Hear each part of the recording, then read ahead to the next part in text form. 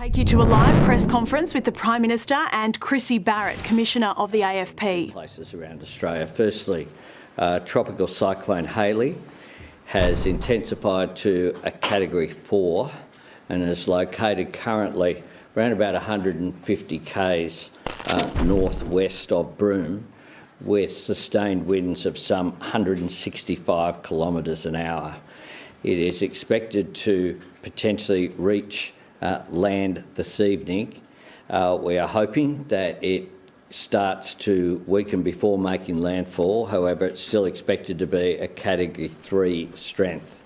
An evacuation centre has been set up at the Broome Recreation and Aquatic Centre, and Australians' thoughts are with that local community at a difficult time. What, just thoughts? No actions? In far north Queensland, Krissy McBain will still be soon be a part of a meeting with the Queensland Government. We've declared the following 5 LGAs: Cloncurry, Carpentaria, Flinders, McKinley and Richmond, currently suffering, and there is a major flood watch on the Flinders River. So they are areas in which Australians will be thinking of them as we approach the new year. More thoughts? Where are the actions? I've just come from another meeting of the National Security Committee, the 12th since the anti-Semitic terrorist atrocity at Bondi Beach on December the 14th. At that meeting we received an update including discussions between what the Commonwealth can do to provide further support for New South Wales in terms of personnel, but also assisting with some specialist support that the Commonwealth has access to, and we'll continue to discuss with New South Wales the way in which we can provide every support. How come the first two only get thoughts, but the last one gets complete and utter unquestionable support and endless funding? That doesn't seem fair. I wonder why. We also received an update on the visit to the Philippines of the Akrams, and today we wanted to make sure in the update that we'll provide for you through the AFP Commissioner that Australians are updated on the work that has been undertaken. This is a full court press of the ASIS, ASIO, the Australian Federal Police, along with our international partners. And international partners? I wonder which ones they are. The Commissioner will make some comments and then we're happy to take questions. Commissioner. Good morning. It has been just over 2 weeks since 2 offenders allegedly launched a terrorist attack against Jewish Australians at Bondi Beach. And over the past 2 weeks, the New South Wales Joint Counter-Terrorism Team has worked methodically to not only charge a person for the alleged terror attack, but more broadly, the AFP and our partners have worked tirelessly to identify and target others who may try to leverage from this heinous, hate-filled crime. Some. You let the Zionists get away with that all the time. How many people called that Palestine had something to do with this ridiculous, horrific crime? How many people stated that it was Palestinians that were responsible somehow, or that call for them and their freedom inspired this attack in some way? It's ridiculous. One man who we allege was inspired by ISIS is before the courts, which limits what information I can provide or what I can say. However, the Jewish community and the broader Australian public deserves reassurance and answers about how this happened. Given impending court processes and other security matters, I can't provide all the details that we have, but I want to provide some information that goes to broader questions and concerns. I want to underscore that the update I give today is our initial assessment. It's a point in time. The AFP and our partners still have significant investigative work to undertake, and it is possible that new information or evidence may be forthcoming as part of that. And she needs to clarify that because she's terrified of anyone pointing out that she may have made an error in the past. Or perhaps because the lapdogs haven't, been given their target yet. There has been much speculation about the two alleged offenders and their travel to the Philippines. I can confirm the two individuals who we allege are responsible for the terror attack at Bondi Beach on 14 December this year spent almost a month in the Philippines.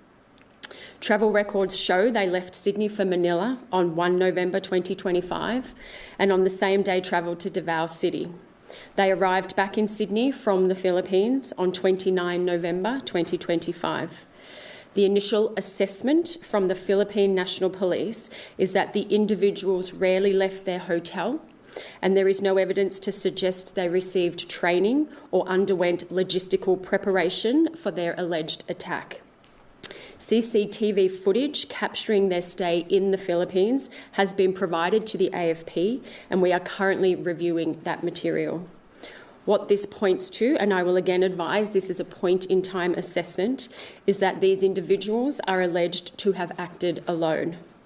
There is no evidence to suggest these alleged offenders were part of a broader terrorist cell or were directed by others to carry out an attack. Which means it had absolutely nothing to do with pro-Palestinian action, and anyone who said anything of the sort was wrong. However, I want to be clear, I am not suggesting that they were there for tourism.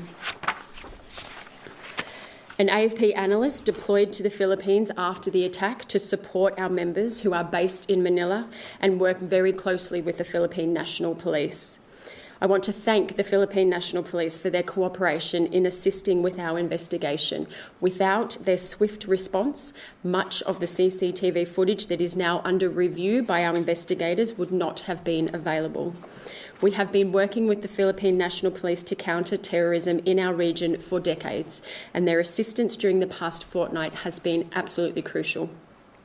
Countering extremism and radicalisation is critical to helping keep Australia and our region safe. I agree. Can you do the same with the Zionists, please, where they keep saying it's okay for them to, rape Palestinian prisoners and take their land and, keep murdering children and all that stuff? Can you do something about that, maybe?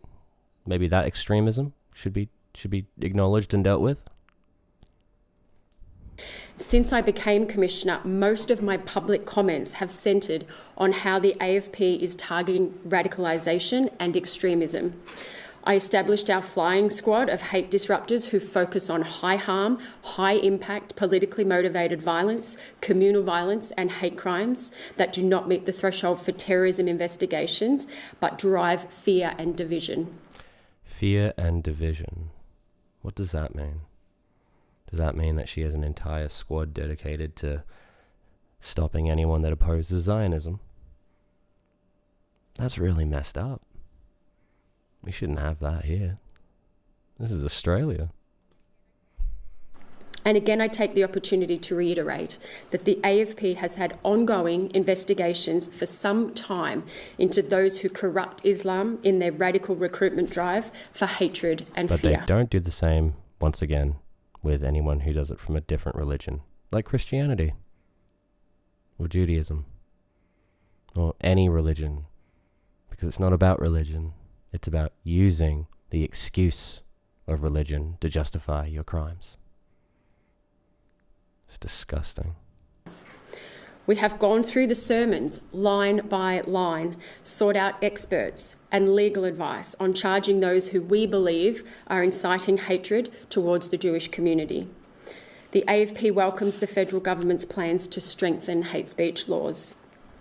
I remain concerned about vulnerable adults and youth who are susceptible or open to manipulation by religious and other extremists who encourage violence or desensitise violence. Then again, why are you pro-Israel? Radicalisation and extremism can provide a pipeline of recruits to terror groups who are willing to use violence to advance their cause. How many Australians serve in the IDF? Have a look. Let me know. The AFP will be visible and vocal on those we charge, and importantly, the work of the National Security Investigations teams to disrupt early and to deter and prevent violence. We won't put a time limit on our vigilance. We will be here every day to help keep Australians safe. Thank you. Wouldn't that be nice? If they were actually here to keep us safe as opposed to enforce the oligarchs' rules. Nothing more. Prime Minister. Hang on a tick, Greg. Yesterday, a couple of the reasons you and Mr Barret gave for not holding a Royal Commission, you said it would be giving a platform to anti-Semitic views and it was not the best forum for national security issues. Victims and Jewish leaders are saying... Zionist leaders, not Jewish leaders. Zionist leaders. They want these views put out there. They want a light shone on this. And national security experts are dismissing that it wouldn't be an appropriate forum for national security. So what's your explanation to continuing to refuse to go down this track? And are you gaslighting victims? What an absolutely ridiculously loaded question. Who on earth is that reporter? Greg? Jesus. Well, I recognise that many of the calls for a Royal Commission come from a good place. This atrocity is something which, understandably, people want answers on, how it occurred.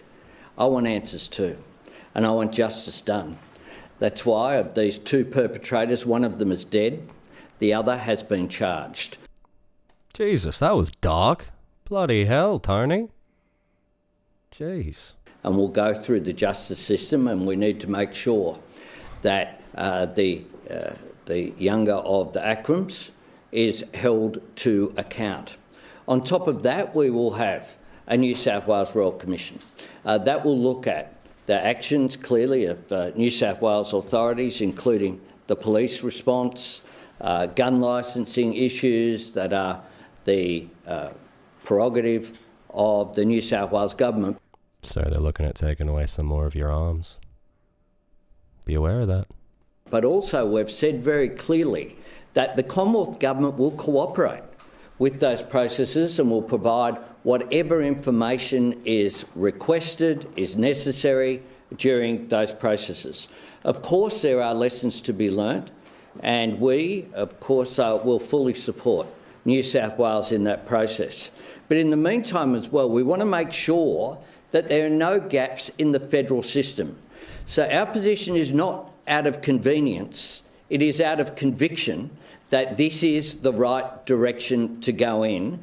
And the actual experts, who are the current experts, have all recommended this course of action, and we are following the advice that we receive from authorities who are in 2025 dealing with this atrocity. He's just really upset that even after all the bootlicking he's been doing, they're still screaming for more. It's a shame, Tony, because they're going to keep screaming for more. They'll never stop. Because why would they? Every single time you give in, again and again and again and again. You're a turncoat, dude. We'll never forget it.